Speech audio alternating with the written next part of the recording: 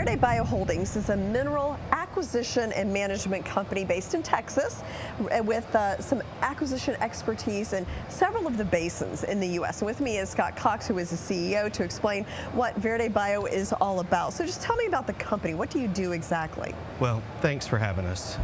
So first and foremost, Verde is an oil and gas company. We're focused on the acquisition and management of minerals and the associated royalties from producing wells in those minerals.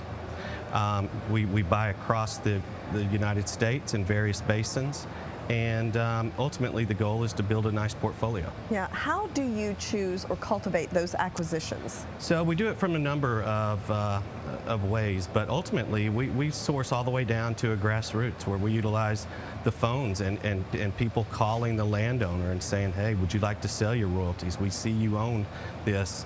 But I also have a good network of really trusted deal guys who I buy from, and so through the mixture of those, we're able to really cultivate some nice acquisitions. Now, when I first heard about Verde Bio, I was like, oh, what a unique business model. But I guess there are others who do this.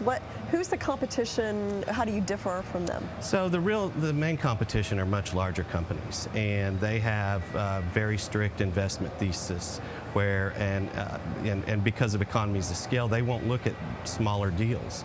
And so we really view ourselves as an aggregator in that we don't have those investment theses that restrict us from buying things.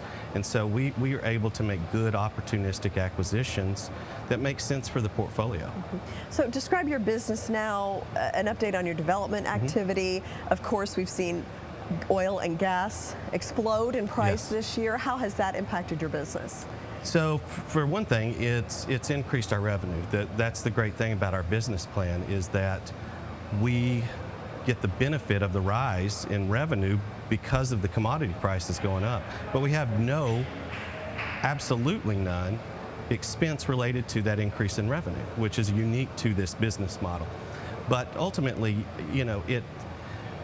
we've made about 18 acquisitions so far. We've got interest in over 400 wells. One of the key things that these prices have done is increase the new wells being drilled on our acreage by the operators, and the new wells being brought online that they're going back and completing now. How does the price, record high prices of gas at least, how does that impact your business? Hurt or help? It helps as far as revenue, development, new wells, and gives us the ability to forecast revenue from these new wells well into the future, significant revenue. But it does hurt a little bit on the acquisition side of things. It makes things more expensive. We've got to be much more diligent, much more focused on making sure that there's still some growth left in these things, because ultimately if you're buying right now, you're buying right at the top. Yeah, I'm sure it's much more competitive. Absolutely. There's more of a financial incentive to do business in the industry. Yeah, everybody loves it when the price is up. Yeah. Nobody wants it when the price is low. Some things will never change, no, right? Exactly. So what's the short-term and long-term goals for Verde Bio?